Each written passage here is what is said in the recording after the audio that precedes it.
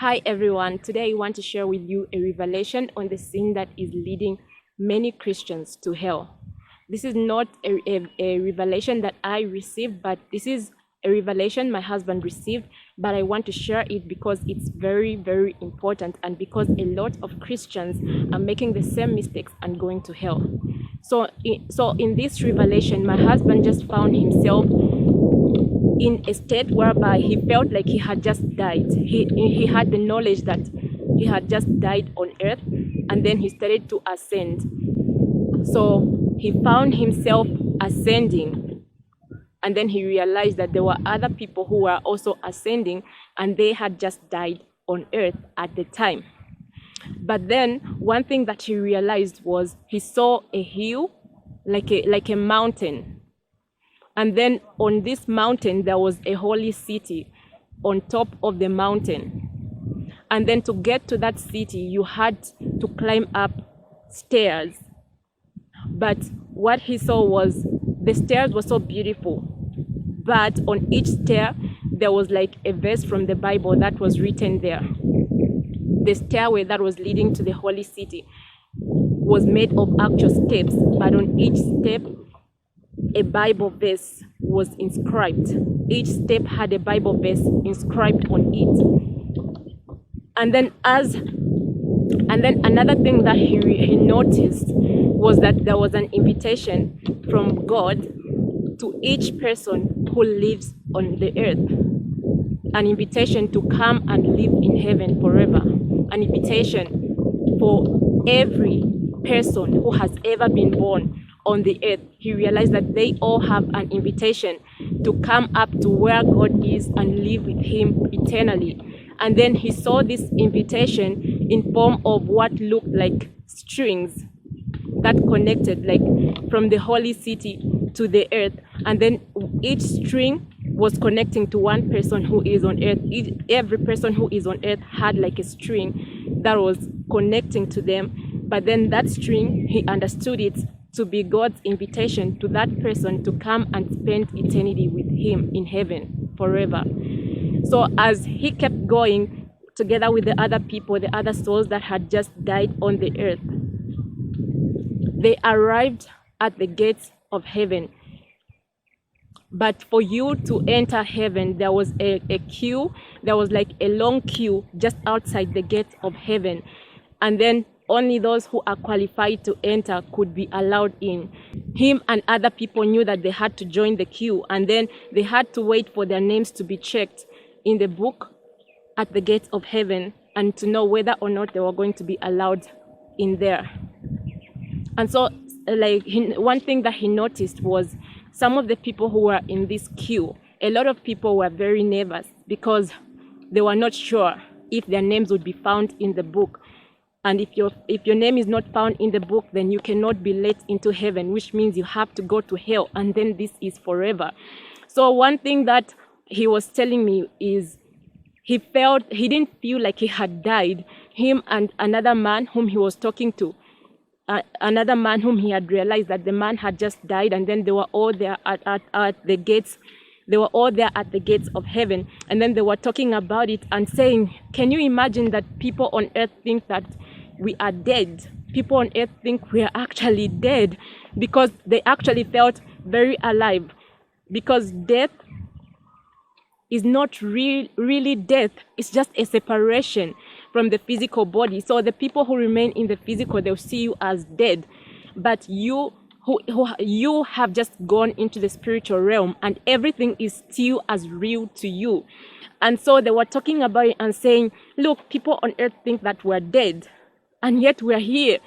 They don't know that we're here. And then the man started to tell my husband that the people on earth were actually like preparing a coffin. Like he was telling him about the coffin, like they were preparing this coffin to bury him in and everything. And then he was like, but that's not me. I'm not even there. I'm here. I'm alive. So when they were outside the gates of heaven, and then they knew that they had to join the queue. So people kept coming, and then their names were checked and everything. And then some people were let in, but some people were not. So as my husband and all the other people were there waiting outside the gate, he suddenly became very anxious and nervous because he realized that there was one thing that could make him not to be able to enter into the gates of heaven. And the sin that was going to make him, to stop him from entering the gates of heaven, was unforgiveness. He remembered that there was somebody on earth whom he had had a disagreement with, in a way whereby he even felt justified, like to be angry with the person, because the person is the one who had wronged him. And so he didn't think that could be a big deal, like to stop him from entering heaven, because he felt like he was the one who was on the right and the person was the one on the wrong, but they had a disagreement. And following that disagreement, he did not forgive the person because he felt like he is the one who was offended. And so the person should come and apologize, and then that's when he'll forgive the person. But he told me that in that moment, as he was waiting outside the gates for his name to be checked in the book at the gate, he felt extremely foolish. And then he was just thinking to himself, like, it's not worth it. It wasn't worth it for me to fail to forgive someone just because I feel I'm the one who was right and that person was wrong. That's how he felt. And then he was so filled with regret to know that this is forever, because he knew that he was dead and there was no second chance. Because when it was happening, he was actually convinced that he's actually dead and it's all happening. And so he couldn't believe that he had let himself to miss heaven just because of that one thing, unforgiveness. Unforgiveness in an instant where he was the one who was wronged. He was offended. They had a disagreement, but he was the one who felt like he was right. He was offended. And so he felt like he had a right to hold a grudge. But in that moment, he said that he realized that nothing on earth is worth missing heaven for. Whether you're the one who has been offended, whether you are the one on the right, whether it's really justified for you to be angry with someone, in that moment, when he stood before the gates of heaven, he knew that it wasn't worth it, because it was going to cost him his eternal salvation. And then he was just wishing that he could just reverse everything and just forgive that person, regardless of whether the person ever regretted what they did or not, or whether the person even realized that how wrong they were, because it was about eternity. And then as he kept waiting and waiting, and then suddenly he just woke up. And then he realized that he was still alive, he was still on earth. It was just a dream that God was giving him as a warning about unforgiveness. And when he woke up, he told me about it. And then he had to call the people whom he was still holding a grudge against and just make things right, regardless of how he was feeling, that he was the one who was right and they were wrong and the people were not sorry. But he realized, like, that all doesn't matter. It doesn't matter if the person is not sorry for what they did. If you don't forgive them, you are holding a grudge. God cannot let you into heaven. And so he had to call them and ensure that he made things right with them. Because one thing that I just want to add very quickly, one thing that God told me about why it's so dangerous to have unforgiveness.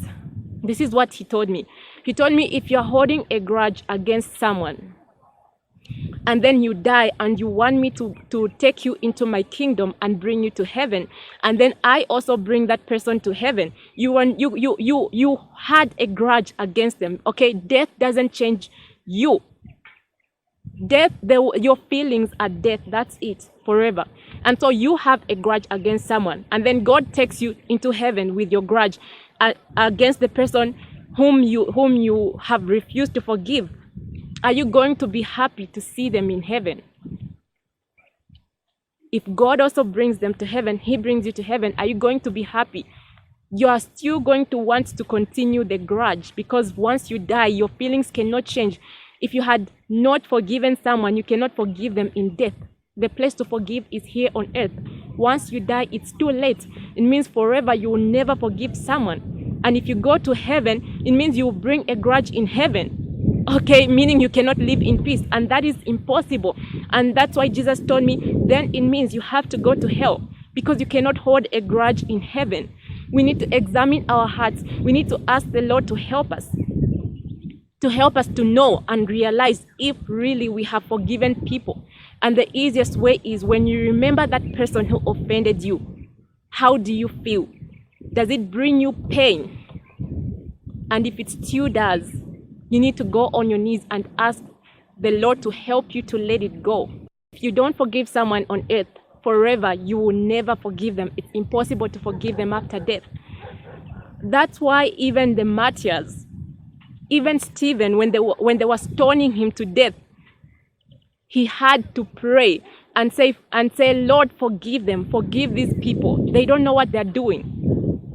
He didn't have a grudge against them. He was asking for mercy for the people. And yet those people were stoning him. They were in the process of killing him. They were not sorry. They thought what they're doing was right. They didn't regret what they were doing, but he was saying, Lord, forgive them. They don't know what they're doing. Even our Lord Jesus, he did the same when he was on the cross. He said, Lord, forgive them. Father, forgive them. They don't know what they're doing. And he's expecting us to do the same. I know it's hard. I have been there. I know it's difficult. But we need to cry out to God. If possible, go in prayer and fasting. Ask the Lord, Lord, I want you to let it go. You know you have unforgiveness. If when you think of someone, you think of them, you just want bad things to happen to them because of what they did to you. Then you have unforgiveness. You have a grudge. You need to go on your knees and ask the Lord for forgiveness. Start praying for the Lord to bless them and let it be from your heart. And as you pray, the Lord is faithful. But don't hold unforgiveness. Don't hold a grudge. Whether they are sorry or not, that's not your business. You just have to make things right with your Heavenly Father, because your salvation is very precious.